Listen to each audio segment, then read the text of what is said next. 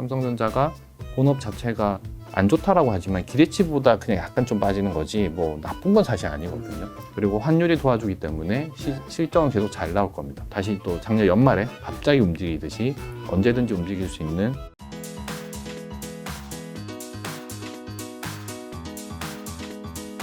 요건 여쭤봐도 될지 모르겠는데 네. 제일 큰 종목이니까 네. 그리고 사실 제가 듣기로 네. 삼성전자를 안 가진 펀드 매니저는 없다 네. 이런 얘기가 있더라고요. 네. 그래서 삼성전자를 좀 어떻게 바라보시는지. 네. 삼성전자는 네. 결국은 시크릿컬이거든요. 네. 그러니까 저희가 생각하는 그 시크릿컬이 딱 네. 두 부류가 있어요. 제가 생각할 때는 네. 하나는 우리가 뭐 전통적인 제조업, 네. 뭐 철강, 정유, 뭐 화학, 뭐 이런 전통 제조업을 저희가 시크릿컬 하죠. 왜냐하면 사이클이 있는 산업들이니까 이게 소위 말해서 그냥 시크릿컬 업종이라 하는데 반도체도 당연히 시크릿컬입니다. 근데 차이가 있다면 제조업의 사이클은 보시면 만약에 공급 트러블이 생겼다. 그래서 원재료 가격이 오른다. 네. 그러면 제품 가격 당연히 같이 인상시켜버리고 네. 그러면 그 기업의 매출이 느니까 실적이 잘 나온다. 라고 해서 주가가 올라버려요. 근데 반도체 가격 상승 나오는데 삼성전자 주가는 안 오르죠. 왜냐하면 이거는 소비처가 다 하는 거죠. 수요처가. 그래서 이거는 가격이 오르면 가격 저항이 생겨버려요. 네. 가격 저항이 생겨서 반도체가 좀 빠질 때까지 좀 기다려버리는 액션이 나오고 그러니까 가격이 오르면 사실 산업의 지금 호황 상태가 되는 거니까 네. 좋아야 되는데 네. 오히려 안 나오고 반대로 가죠. 어떨 때는 막 너무 안 좋을 때 삼성전자 하이닉스 주가가 되게 좋고 너무 좋아야 될 때는 오히려 안 좋아지는 그런 사클이 나와서 삼성전자 주가 보실 때는 결국은 시크릿컬이다. 그래서 그 기본적인 건 시크릿컬입니다. 물론 이제 비메모리 반도체가 막 붙으면서 변화를 추구하고 있는 과정이긴 한데 아직은 뭐 전사 사업부 기준 한 15% 정도밖에 안 되니까 물론 15%가 작은 건 아닙니다. 이제부터 의미 있게 비중이 올라가는 과정인데 그 변화가 있기 때문에 작년에 점수를 줬던 건데 올해는 원래 본업이었던 핸드폰과 반도체에서 힘을 좀 약간 약세를 보여주고 있으니까 지금 주가는 또 잘 가다가 옆으로 기어버리는 상황이 벌어지고 있는 거고 그런데 삼성전자 볼 때는 결국은 시크릿컬이기 때문에 저희가 현물가, 고정가 같이 보셔야 되고 근데 최근에는 두 개가 같이 쭉 오르다가 최근에는 고정가가 올랐지만 현물가 좀 빠져버렸어요. 소위 말하는 차트를 많이 공부하신 분들이 이걸 데드크로스라고 하죠. 저희가 요게 낮기 때문에 모멘텀이 지금 제어되고 있는 거죠. 현물가가 빠지고 있으니 고정가도 같이 빠져내려오겠네. 그러니까 고정가는 장기 공급 계약을 맺는 물량이기 때문에 대량 매물이 나가는 것들인데 현물가 빠지니까 얘도 내려올 수 있는 거 아닌가? 라는 생각이 하는 거죠. 그래서 결국은 다들 요거 돌 때를 기다릴 거고 근데 이제 과거처럼 막 반도체 업체가 뭐 한 10명이서 경쟁하고 싸우고 하는 그런 산업이 아니라 이제 구조조정이 많이 돼서 플레이어들이 한 두세 개밖에 없으니까 사이클들도 되게 빨리 짧게 끝날 겁니다. 실제 삼성전자 재고 뭐 한 7일, 8일 밖에 안 되고 이거를 가져다 쓰는 뭐 아마존 같은 서버 업체들 재고 한 7주, 8주 있습니다. 그래서 요 균형이 좀 맞아지면 또 가는 거죠. 근데 재고라는 건 소진이 되면 재고는 떨어지는 거고 그러다 보니 시간이 좀 필요한 그런 과정. 그래서 지금은 이거를 우리가 확인하려고 하는 과정이기 때문에 약간의 시간은 좀 필요하다. 근데 삼성전자가 본업 자체가 안 좋다라고 하지만 기대치보다 그냥 약간 좀 빠지는 거지 뭐 나쁜 건 사실 아니거든요. 그리고 환율이 도와주기 때문에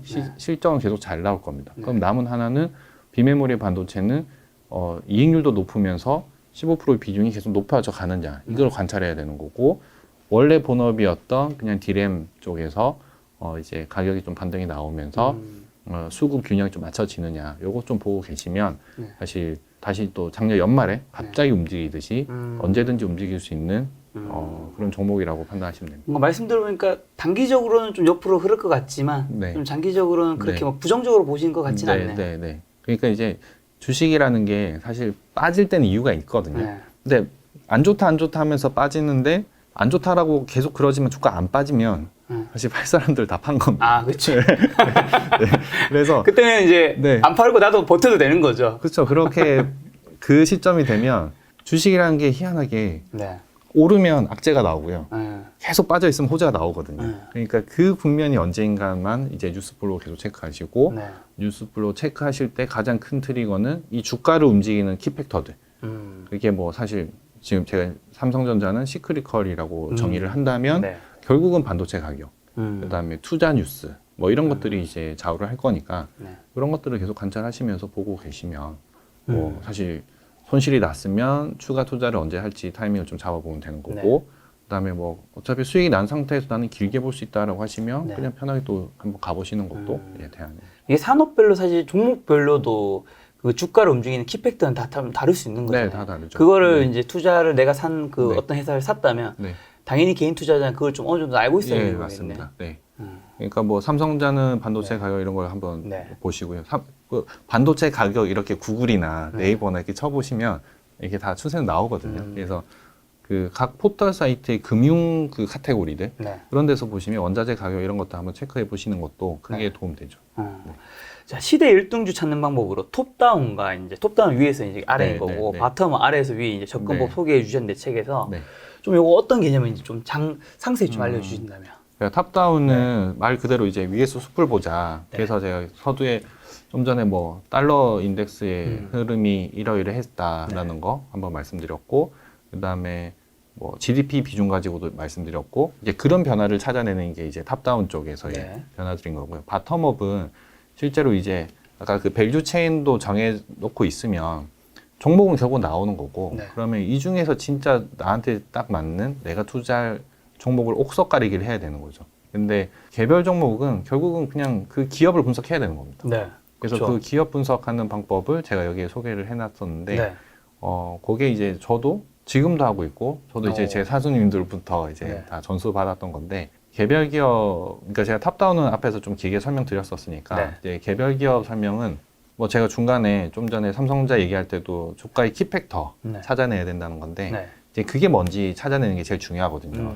그래서 바텀업 공부할 때 첫 번째로 회사 연역을 공부하자. 왜냐하면 회사 연역은 회사 역사거든요. 그렇죠. 예, 그래서 이 회사가 뭐 하는지 정도는 알아야 되니까. 그리고 어떤 탄생 스토리가 있고 어떤 사람이 창업을 했고 그래서 그런 내용을 좀 보시다 보면 이 기업은 뭐 정말 기술자가 만들어서 이렇게 기술 오리엔티드 돼서 계속 커왔는 회사다. 아니면 이 기업은 대기업의 필요에 의해서 특정 사업부가 분사해가지고 만들어진 회사다. 뭐 이런 것들을 좀 파악을 해보시고요. 두 번째는 이제 주가의 연역, 주가의 흐름이죠. 근데 주가의 흐름은 주가의 역사거든요. 그러니까 상장하고 나서 지금까지의 주가의 흐름을 보시면 크게 올랐다가 크게 빠졌다가 뭐 이런 변곡점들이 계속 보일 겁니다. 그럼 우리는 요 왜 변곡점이 발생했는지만 보면 되거든요.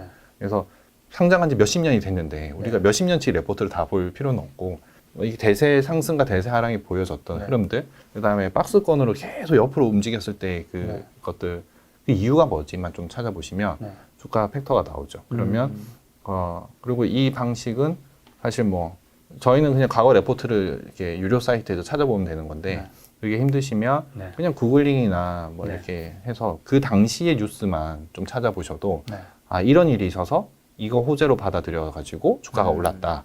아니면 이거가 악재로 작용해서 빠졌구나.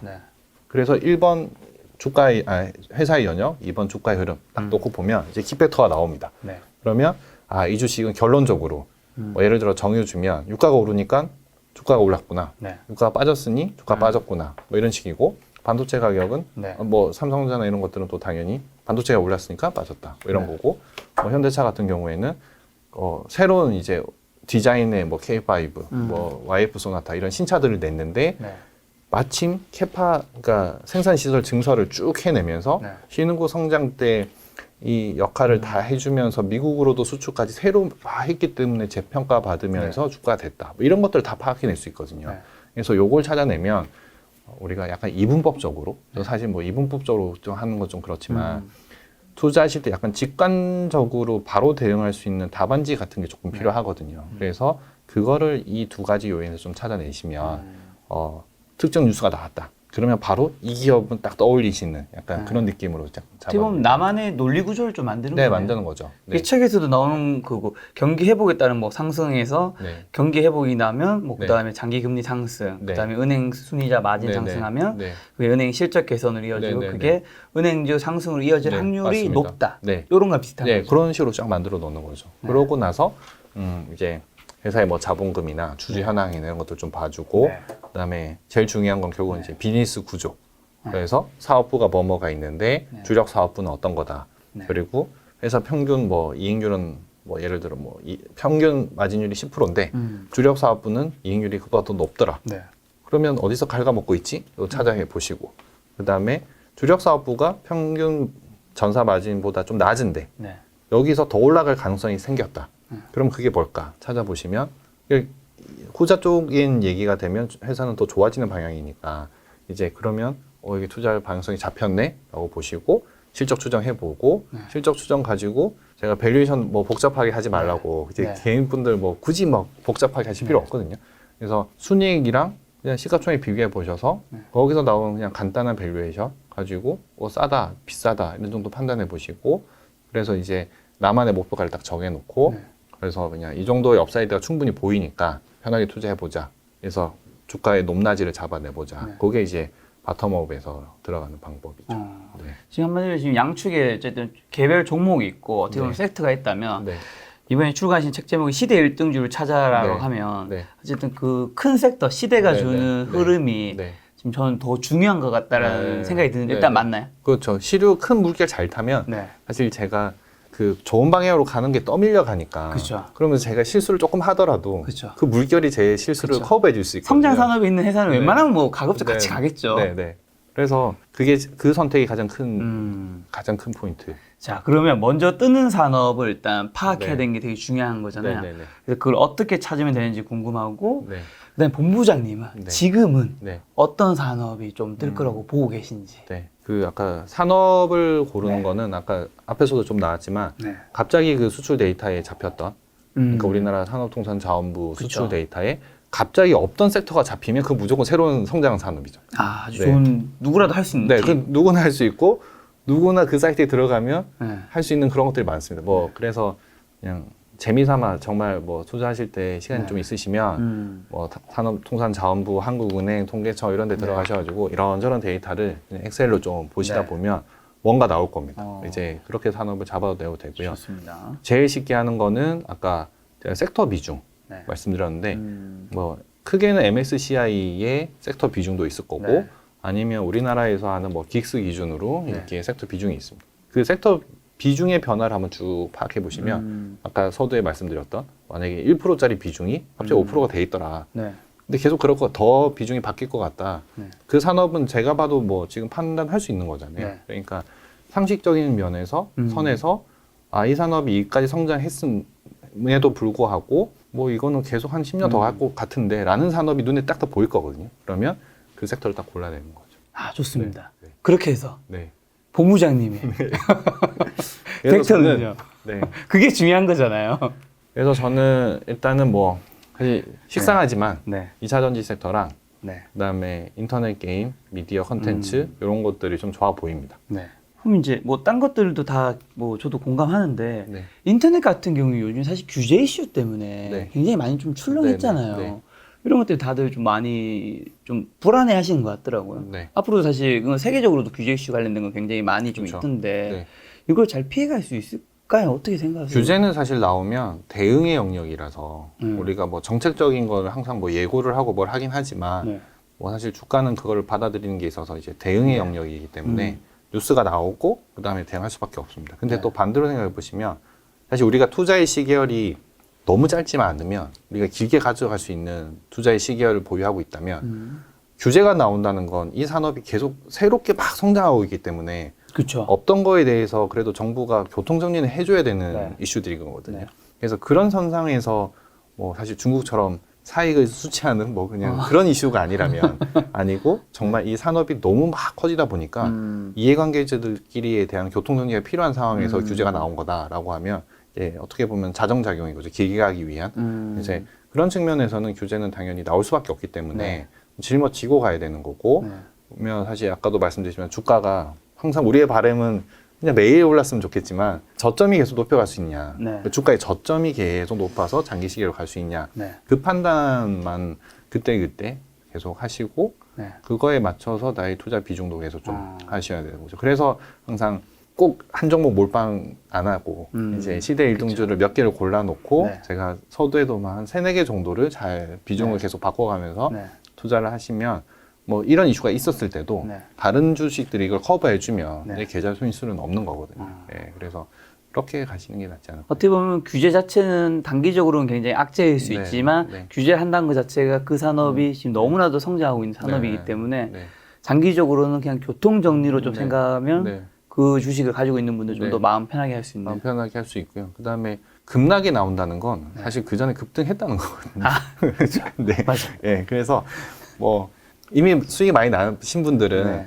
이 규제가 나오면 제가 좀 전에 대응의 영역이라고 말씀드렸고 네. 대응이라는 거는 지금 여기서 내가 가진 걸 정말 여기서 끝낼 거냐, 소위 말하는 여기서 지져줄 거냐, 아니면 여기서 물타기를 더 할 거냐, 뭐 이런 선택인데 대응이기 때문에 만약에 먹은 상태면 모르는 뉴스가 나오고 내가 판단이 안 되면 일단은 줄여놓고 가는 게 맞거든요. 네. 그래야 저희가 챙겨놔야 그 다음 대응을 할 수 있는 거죠. 돈이 있어야 뭘 할 수 있으니까. 그래서 뭐 예를 들어 카카오 같은 게 너무 잘 가다가 네. 갑자기 하루에 뭐 한 10%씩 벙벙 이렇게 빠지는 날에는 규제에 대해서 완벽하게 이해를 하신다면 그거에 맞춰 대응하시면 되는데 만약에 뭐 어떤 규제가 나올지 모르겠다. 더 나올 것 같다. 근데 네. 지금 나온 규제도 난 잘 모르겠다라고 하면 수익이 나인 상태면 일부 수익을 차익 실현하시고 네. 오늘 10% 터지는 거는 아깝지만 그동안 번 게 있으니까 그렇죠. 챙겨놓고 좀 더 지켜보시다가 네. 주가라는 것도 제가 아까 모든 것은 가격이 적정 가격이라는 게 있는데 적정 가격 이하로 빠지면 또 안 빠지거든요. 그래서 다 주가도 보면 이렇게 가다가 다 항상 횡보 구간이 나오고 힘을 응축하고 이제 다시 반등을 준비하고 네. 사실 사람이라는 게 경제적 이윤을 추구하는 동물이기 때문에 모든 위기는 극복하려고 하는 거고 그건 기업도 마찬가지고 네. 그럼 그때에 맞춰서 저희는 다시 투자 비중을 높이고 하는 그 과정을 계속 성장 산업 투자하실 때 있어서는 장기적으로 이런 과정을 계속 무한반복할 수밖에 없습니다. 카카오도 그렇고 2차 전지도 보면 뭐 사실 지금은 너무 시세가 좋아서 그렇지 네. 올해 초에 보면 2차 전지 누가 샀습니까? 또. 그렇죠. 예, 작년까지 엄청난 시세를 뿜었고 올해는 뭐 기술이 바뀐다더라. 중국 기업들이 치고 온다더라. 폭스바겐이 뭐 한다더라. 그리고 자체적으로 만든다더라. 네. 뭐 이렇게 얘기하면서 주가 또 안 됐거든요. 네. 그러다 시간 지나고 보니까 결국은 자체적으로 하긴 해도 그러니까 지금 나왔던 말들이 다 맞지만 일부분이더라. 결국은 이 원래의 대세는 바뀌지 않는다. 그러면서 주가가 또 언제 그랬냐는 또 다 신고가를 또 그냥 매일매일 이렇게 도는 것도 아니고 정말 폭등을 해버리잖아요. 네. 그러니까 이런 카카오의 예, 그다음에 2차 전지 예를 통해서도 보면 되는 산업은 정말 장기로 길게 갈 건데 그 과정에서 우리는 이 과정을 계속 거칠 수밖에 없습니다. 네. 그래서 이 산업이 되는 산업인지 아닌지를 항상 판단하시고 네. 그리고 그 내에서 큰 주식, 1등 주식을 사셔야 네. 이렇게 막 급등락할 때도 네. 우리가 좀 의미 있게 그리고 좀 차분하게 대응할 수 있지 너무 막 벌려놓고 있으면 이건 네. 사실 다 커버할 수 없거든요. 네. 제가 그래서 시대 1등주로 선택적으로 압축 투자를 하시는 거를 항상 이제 개인 투자가분들한테는 좀 제가 추천을 드리는 편입니다. 이 되는 산업을 이제 우리가 한눈에 좀 볼 수 있게 본부장님이 책에 이미지도 넣었던데 네. 본부장님이 이제 직접 쓰시는 HTS 화면이 책에 예. 있더라고요. 네. 네. 이렇게 세팅해 놓으면 이제 어떤 사람이 좀 강세인지 좀 한눈에 볼 수 있을 것 같은데 네, 이게 지금 이미지 뜨고 있을 건데요. 네. 실제로 좀 어떤 건지 한번 가볍게 설명해 주시고 그 다음에 따라하고자 하는 투자자분들을 위해서 또 팁도 좀 얘기를 해주신다면. 그러면 이게 네. 사실 모든 HTS에 다 기능이 있습니다. 근데 네. 회사마다 조금씩 다르게 좀 될 뿐이지 네. 제가 계속 반복적으로 설명드렸던 것 중에 산업별 밸류 체인을 네. 계속 정해야 된다였었고요. 그러면 이제 제일 심플하게 저는 뭐 사실 전체 포트를 다 봐야 되기 때문에 한쪽은 뭐 IT, 그 다음에 뭐 이제 은행, 뭐 철강 이런 섹터별로 쭉 해놨습니다. 섹터별로 해놨고 특정 새롭게 생긴 섹터들 사실 없다가 새로 만들어진 것들이 뭐 2차 전지는 사실 새롭게 만들어진 섹터도 네. 사실은 그런 것들도 이제 순서대로 쭉 해놨는데 밸류 체인대로 해놨어요. 네. 그러니까 예를 들어 뭐 2차 전지다라고 하면 아. 이제 SDI, LG화학, 뭐 SK 네. 이노베이션은 대장주들을 역할이고 이거는 이제 모듈을 만드는 완제품의 기업들이죠. 그 밑은 이제 여기에다가 재료를 대는 뭐 LNF, 에코프로 뭐 이런 기업들 쭉 네. 이렇게 해놨고 이런 식으로 쭉 이렇게 나래비를 네. 세워서 정리를 하시면 화면을 딱 보다 보면 어느 날은 빨간 부분 여기 부분이 빨갛고 어떤 부분은 여기가 빨갛고 막 있습니다. 그리고 막 이런 것들이 계속 움직이죠 이렇게. 네. 그러면 이제 소위 말하는 섹터의 맵처럼 그려질 겁니다. 그래서 이렇게 보다 보면 계속 여기 이쪽 부분이 안 좋네. 그러면 제 기준에서는 IT가 안 좋구나. 요 밑에가 안 좋으면 철강, 뭐 화학 이런 게 안 좋구나. 이쪽이 좋으면 성장주들이 좋은데 뭐 이런 것들이 눈에 계속 보일 거거든요. 네. 그거를 계속 그 나래비를 세워놓으시고요. 근데 여기 책에는 안 적었지만 적혀 있을 수도 있긴 한데 네. 하나 더 팁을 드리면 네. 옥석 가리기를 계속 해야 되거든요. 옥석. 네, 그러니까 저희가 이렇게 해놨지만 이게 답이 영원할 수는 없고 그쵸. 왜냐하면 기업은 계속 바뀌고 네. 시장도 계속 바뀌니까 나래비는 지금 기준에서는 이 나래비가 정말 우선순위대로 적어놨지만 밸류 체인으로 적어놨지만 조금 있으면 새로운 기업이 더 경쟁력을 발휘할 수도 있고 네. 기존의 기업이 경쟁력을 상실할 수도 있는 거거든요. 그래서 계속 저희는 계속 기업 미팅을 하니까 네. 그래서 지금 요 구간에서는 이 종목이 안 될 것 같다라고 하면 이제 밑에 칸으로 내려버리고 그다음에 지금 되게 힘있게 경쟁력을 갖추고 있는 기업이 있으면 이제 뭐 한 몇 달 뒤면 이 기업이 더 치고 올라올 것 같다라고 하면 이제 위로 올려놓고 그렇게 밸류 체인 순서대로도 정리하시면서 네. 나의 매매 순위, 우선 순위대로도 좀 같이 정리를 하시면 되게 쉽고 개인 투자가분들은 전 섹터를 하실 필요는 없고요. 네. 이렇게 테마별로도 정리를 하셔도 네. 뭐 2차 전지 테마, 컨텐츠, 뭐 미디어, 뭐 아니면 뭐 리오프닝 뭐 이런 네. 식으로 뚝뚝뚝 해놓으셔도 네. 사실 매매하시기 되게 편하죠. 그렇죠. 이게 한눈에 딱 보이면 어느 게 좀 잘 되고 있는지도 보일 거고. 네네 맞습니다. 이게 산업의 흐름이 같이 보이면서 네. 대장주가 움직이냐, 중소형주가 움직이냐, 요까지는 뭐 매일 보시다 보면 그렇죠. 한눈에 바로바로 보시고. 아무래도 이 중에서도 아까 내림차순이라면 어쨌든 네네. 그 대장주 밑에 중소형주는 좀 네네. 밑에 있을 테니까 네네. 걔네들은 또 맞습니다. 움직이는 게 보일 거고. 네.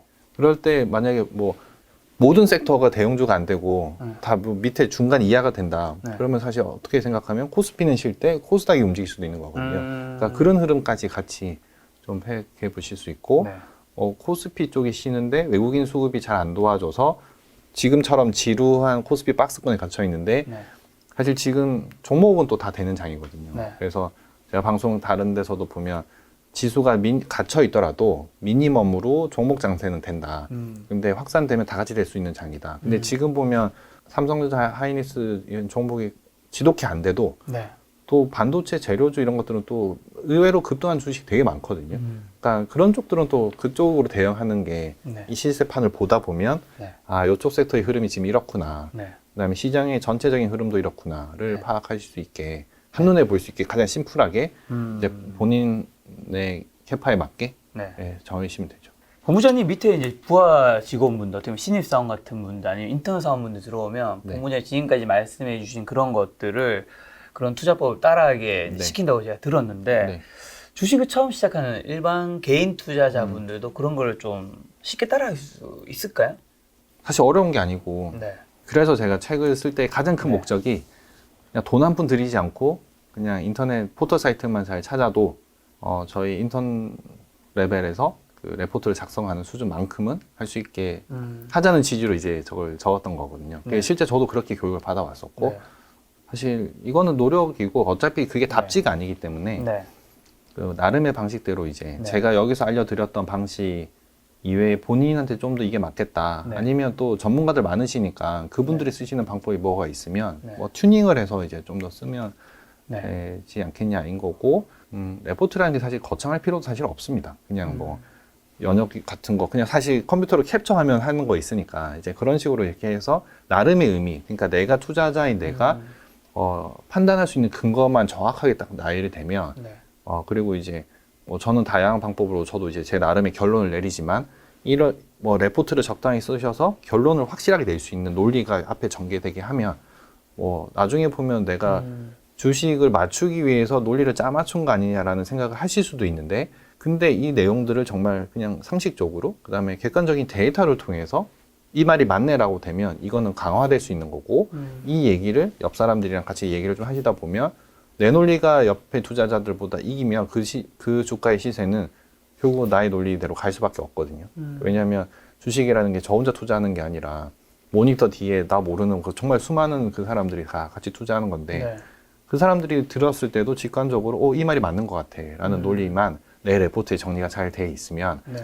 사실 제가 확률적으로 50% 이상의 확률로 이 종목을 맞출 수 있는 가능성이 더 클 겁니다. 그럼 이제 주도주 시력할 때 네. 대안주로 네. 수익 내는 법도 좀 책에 이야기 있는 것 같은데 네. 어떻게 되나요? 그게 이제 이거는 사실 뭐 펀드 매니저들이 네. 그 포트폴리오 이제 비중 조절할 때의 좀 네. 그런 형태인데 예를 들어 가장 이분법적으로 다들 많이 말씀하시는 게 성장주, 가치주 이 얘기를 많이 하시거든요. 네. 물론 저는 이 단어는 동의하지 않아요. 저는 실적 성장주를 사시라 그러지 성장주냐 가치주냐라고 하지 말거든요. 가치주여도 실적이 성장하면 사시면 돼요. 수익이 나니까. 네. 그래서 아까 김 작가님도 제가 뭐 금리가 오르면 하다가 이제 은행 오른다 뭐 이런 네네. 식으로 하시듯이 지금 제일 최근에 저런 게 있죠. 사실 어제 새벽에 미국에서 벌어졌던 일을 보면 금리가 너무 올라서 성장주가 차익 실현이 나와버렸어요. 그리고 금리가 오르니까 오히려 그쪽 관련된 인플레에 대비해서 금융주도 오르고 원자재 가격 이런 것들도 같이 오르는 그런 상황이 벌어지거든요. 그러니까 그 메커니즘을 좀 가지고 있으면 지금 너무 급등한 종목들 내가 가지고 있는 너무 급등해서 좀 불안하다 그러면 사실 다 팔 필요 없이 수익금이 좀 있을 거니까 그 정도만 빼는 거죠. 소위 말해서 원금은 두고 수익 난 것만 빼면 사실 마음은 편하잖아요. 그렇죠. 예, 그리고 챙겨놓은 거를 밑에서 올라오는데 이 주도주가 너무 명확해서 움직이지도 않던 얘네들이 지금 같으면 은행 같은 것들 예, 그런 것들이 금리 오르고 실적 좋다 하니까 좋은 건 알고 있었는데 모멘텀이 없다가 금리라는 새로운 모멘텀이 제공이 돼주니까 여기서 이렇게 사면 실적도 좋고 밸류에이션도 싸니까 투자하면 적당히 얘들이 쉴 때 여기에서 잠깐 갔다 올 수 있겠다 라고 생각하면 이렇게 투자할 수 있는 거죠. 그래서 항상 제가 아까도 바텀업에서 이 종목의 그 직관적인 답지를 정해놓으라 라고 한 게 그냥 이 주식은 유가가 오르면 오르는 주식, 이 주식은 금리가 오르면 오르는 주식 이렇게 딱딱 정해져 있으면 내가 가진 많은 이런 실적 성장주가 잠깐 쉴 때 먹은 거 좀 챙겨놓고 매니저들은 전문용어로 이걸 헤어컷이라 하거든요. 오른 거 요만큼 중간중간 좀 쳐내는 걸 이제 헤어컷이라고 하는데 헤어컷에서 생긴 이 나의 순수한 수익들을 밑에서 오르는 지금 순간 잠깐 도망갔다 올 수 있는 그 섹터로 또 사놓으면 여기서 또 수익 이건 좀 짧은 구간의 소위 말하는 트레이딩이죠. 그걸 먹고 좀 내놓고 또 기다리면 물론 이제 성장주는 그 사이에 또 약간의 조정이 나와 있겠죠. 그때 이제 추가적으로 더 사든지 아니면 새로운 종목 발굴한 걸 또 사든지 할 수 있는 나의 버퍼가 더 생길 수 있는 거니까 이제 그 작업을 하자가 이제 대안주를 계속 골라놓고 대안주 그러니까 대장주 안 갈 때 소위 말하는 손가락만 빨고 기도만 하고 이런 거 말고요. 네, 그거 말고 그래도 뭔가를 하고 있으면 투자자가 마음이 되게 편해지거든요. 그래서 그 작업을 하자라고 말씀드리는 거죠.